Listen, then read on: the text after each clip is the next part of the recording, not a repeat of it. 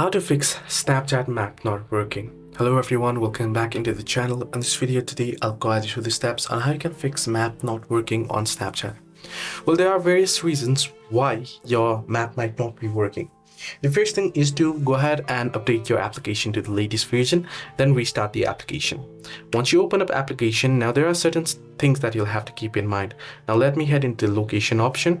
Once I head into location option, as you can see, you want to make sure that the location is enabled and the access is given as well.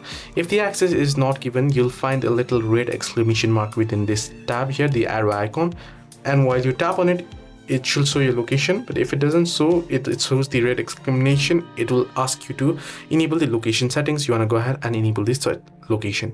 Similarly, you can tap on the gear icon at the top right corner and you can choose the privacy settings here as well, and you can see update location settings. You can head over to it. I'll tap on continue here.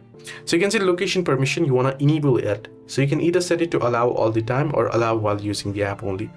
So hope this video was helpful. Do like and subscribe, and also do not forget to leave the comments down below if you have any further issues as well.